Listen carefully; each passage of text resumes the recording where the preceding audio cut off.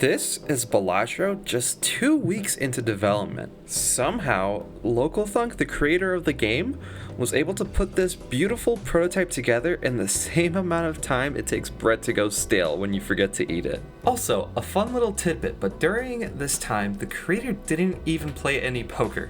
But this prototype is just scratching the surface. In the next couple of months, LocalThunk somehow made unheard of progress on this game. Today, I dive into the incredible development story of Balatro, exploring all of its prototype versions and evolution throughout the years.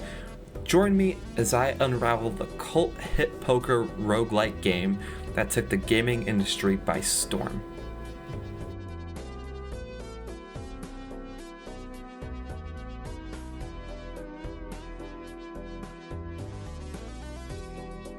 Let's begin our journey with what existed right before Balatro.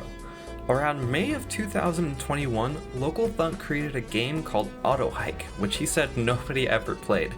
But its engine was repurposed into Balatro, and as you can see, its item shop shares a striking resemblance to what we would see in the Balatro release.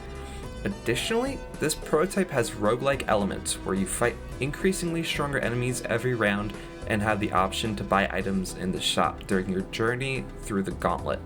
And as you progress, you would unlock parts of the map seen on the left side of the gameplay here.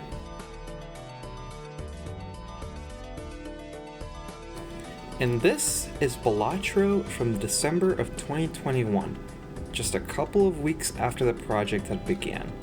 You could see that LocalThunk had already made massive strides in what the game was going to look like, because a lot of the way this prototype worked looked identical to what we got in the final game, including the card animations and the user interface elements. And this is really cool to see. To go from a game we saw before this to what was built within such a short time span is unheard of nowadays. In a world full of multi-million-dollar AAA games, seeing a sole creator be able to come up with this is truly incredible. He was even able to create the early stages of card upgrading, which we would see in the form of tarot cards in the final version of the game.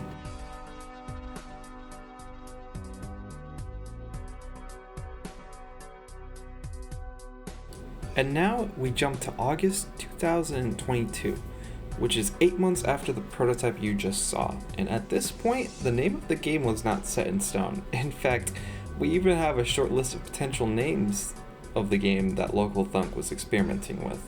But of course, as we would learn, one of the names that shined above the rest, and that would be Balatronic Hold'em. Just kidding, of course. But LocalThunk's original choice here would be Joker Poker. And I'm glad we ended up with Balatro though, despite how cool it is to be able to move the cards around in the title of this prototype. This version also introduced us to a new user interface to see what the blinds were, but interestingly, the options to skip them for a reward like in the final game was not present here. Additionally, LocalThunk had an option in the shop to let users upgrade what cards they would see in the shop, which was scrapped in the final version, where we would see a mix of jokers, tarot cards, permanent upgrades, and different arcana packs. Also, this was before the vibey lava lamp style background we would see in the final version too.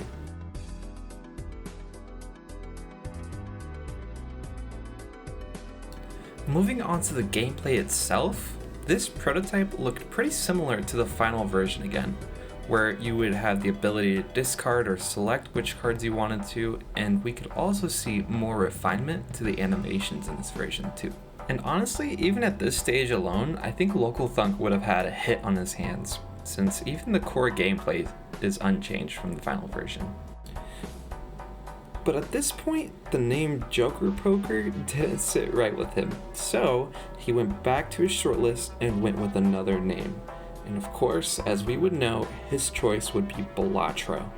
This is the first sketch of what the logo is going to look like, and I love the style that he was going for here. It looks like a heavy metal-esque font with the way the letters curve out towards the bottom. In early to mid-2023, right before the release of the game, LocalThunk would go on a marketing blitz, showing off his innovative new game to the world, garnering attention from other indie developers first.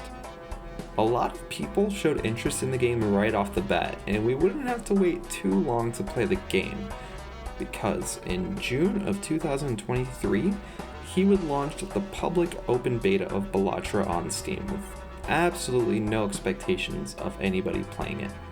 But of course, streamers would pick up on this game and catapult the excitement behind it to stratosphere level. During the public beta, LocalThunk would push out multiple changes to the game, getting it ready for a full release in February. These changes included things like adjusting Joker multipliers, card descriptions, the introduction of tags as a reward to skip lines, and many bug fixes. And at this point, Balatro would be getting more and more refinement every day, while also building excitement for its full release in February of 2024. In February of 2024, the full game will be released on Steam. The game would receive overwhelmingly positive reviews on OpenCritic, and right off the bat, the game would immediately garner over 35,000 active players. In just the first 72 hours, the game would go on to sell over 250,000 units, marking the beginning of the cult hit.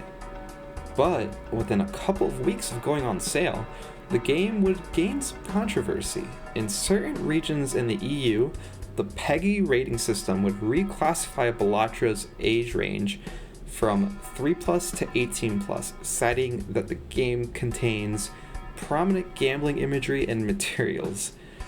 This would stir up a lot of anger within the community, especially considering the fact that LocalThunk didn't even play poker. He would then go on to Twitter to express his frustrations, stating that the game's new rating is baffling, considering that there are games out now that have a 3+ rating with actual loot box mechanics and gambling. But despite this hurdle, the game would continue to sell like hotcakes and go on to break multiple records, including winning Indie Game of the Year at the Game Awards. The Game Award goes to Balatro. And being nominated for Game of the Year. Again, just to remind you, this game was developed by just one person. Of course, he had a team of talented individuals helping him with publishing and, of course, the incredible soundtrack we love. But it's absolutely wild to think that just one person had the drive to bring us such a masterpiece. I hope you guys enjoyed this deep dive into the development of Balatro.